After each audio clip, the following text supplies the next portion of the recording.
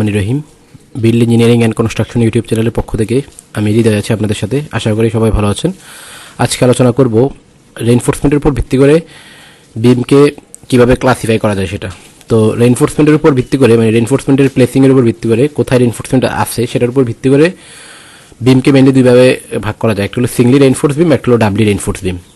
তো সিঙ্গলি রেইনফোর্স বিম এবং ডাবলি রেইনফোর্স বিম কি সেটা নিয়ে এখন বিস্তারিত আলোচনা করব। তো আমি প্রথমে আমার নিজের মতো আলোচনা করব, এরপর আমি বই পুস্তকের যে ডেফিনেশনটা সেটা দিব। তো তাহলে শুরু করা যাক। তো এখানে আমি ডেফিনেশন দেওয়ার জন্য এখানে চলে আসলাম এই ফিগারে।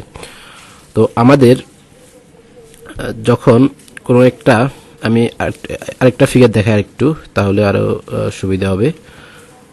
এইখানে এই যে আমাদের যে কোনো বিমের স্কোয়ার হোক বা রেক্টেঙ্গুলার হোক, মাঝখান বরাবর আমরা যদি একটা লাইন টানি, তাহলে এই লাইনটাকে বলা হয় নিউট্রাল অ্যাক্সিস। এই যে মাঝখান বরাবর একদম, হ্যাঁ, এখানে এটা এদিকে চলে গেছে। তো মাঝখান বরাবর যে এই লাইনটা, এটাকে বলা হয় নিউট্রাল অ্যাক্সিস। এই নিউট্রাল অ্যাক্সিসের নিচে যেটা সেটা হলো কম্প্রেশন জোন, আর উপরে নিচে যেটা সেটা হলো টেনশন জোন, আর উপরে যেটা সেটা হলো কম্প্রেশন জোন। এখানে এটা বলা আছে অবশ্য, নিউট্রাল অ্যাক্সিসের নিচে হলো টেনশন জোন, উপরে হলো কম্প্রেশন জোন। ওকে, তো আমরা বিমের মধ্যে যে ম্যাটেরিয়ালস ব্যবহার করি, দুই ধরনের ম্যাটেরিয়ালস ব্যবহার করি, একটা হলো রেইনফোর্সমেন্ট, একটা হলো কনক্রিট। তো এখানে দুই ধরনের ম্যাটেরিয়ালসের মধ্যে কনক্রিটটা হলো কম্প্রেশন নিতে পারে বেশি, কম্প্রেশনে অনেকই স্ট্রং, আর রেইনফোর্সমেন্ট বা রড হলো টেনশন নিতে পারে অনেক বেশি। হ্যাঁ, তো যখন কোনো বিমের মধ্যে লোড আসে তখন এই টেনশন জন্য কি টেনশন তৈরি হয়, টেনশনের কারণে এখানে কি ক্র্যাক হওয়ার একটা চান্স আছে। সেই জন্য এখানে আমরা রেইনফোর্সমেন্ট দিয়ে দিই। রেইনফোর্সমেন্ট দিলে এখানে আর কোনো ক্র্যাক আসে না, মানে কারণ এখানে যে টেনশনটা আছে সেই টেনশনটা রেইনফোর্সমেন্ট নিয়ে নেয়। আর উপরে হলো কম্প্রেশন হয়, তো উপরে কম্প্রেশন হলে এখানে তো কনক্রিট থাকেই, কনক্রিটটা কম্প্রেশন নিয়ে নেয়। তাহলে এখন কোনো বিমের মধ্যে যখন লোড আসে তখন নিচে টেনশন এবং উপরে কম্প্রেশন তৈরি হয়। এখন আমরা ধরে নিচ্ছি যে একটা বিমের মধ্যে যে লোড অ্যাপ্লাই হচ্ছে, সেই লোড অ্যাপ্লাইয়ের কারণে বিমের নিউট্রাল অ্যাক্সিসের নিচে টেনশন জোনে যে টেনশন হচ্ছে সেটা সম্পূর্ণটাই রেইনফোর্সমেন্ট নিয়ে নিচ্ছে, আর উপরে যে কম্প্রেশন হচ্ছে সেটা কনক্রিট নিয়ে নিচ্ছে। তাহলে কি হচ্ছে ব্যাপারটা, আমাদের শুধুমাত্র নিচে রড দিলেই হচ্ছে, মানে টেনশন জোনে রড দিলেই হচ্ছে, এখানে কোনো রড দেওয়ার দরকার নেই। কারণ কি, এখানে কোনো টেনশন নাই, এখানে শুধু কম্প্রেশনটা কনক্রিট নিয়ে নিচ্ছে, আর এখানে টেনশনটা রেইনফোর্সমেন্ট নিয়ে নিচ্ছে। তাহলে যদি কখনো এরকম হয় যে আমরা শুধু টেনশন জোনে রেইনফোর্সমেন্ট দিই, কম্প্রেশন জোনে কোনো রেইনফোর্সমেন্ট না দিই, তখন যে বিমটা হবে সেটাকে আমরা বলবো সিঙ্গলি রেইনফোর্স বিম। এখানে 3D একটা ফিগারও আছে, আমি সেটা দেখালে ক্লিয়ার হয়ে যাবে। এই যে টেনশন জোনে আমরা কি করলাম, এই যে রেইনফোর্সমেন্ট দিলাম, কম্প্রেশন জোনে আমরা কোনো রেইনফোর্সমেন্ট দিই নাই।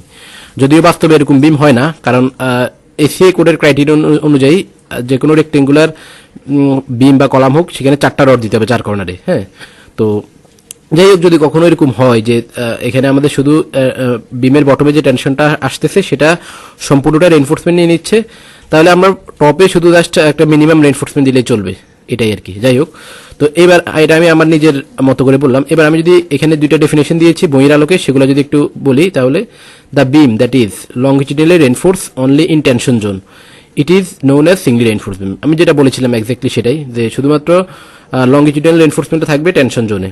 আচ্ছা, আবার এখানে আরও কিছু ডিসকাশন আছে, সেটা হলো in such beam the ultimate bending moment and the tension due to bending are carried by the reinforcement and while the compression is carried by the concrete. মানে হলো কম্প্রেশনটা নিবে হলো কনক্রিট আর টেনশনটা নিবে হলো রেইনফোর্সমেন্ট। তাহলে এটাই হলো সিঙ্গলি রেইনফোর্স বিম এর কনসেপ্ট, এবং সিঙ্গলি রেইনফোর্স বিম কাকে বলে সেটা।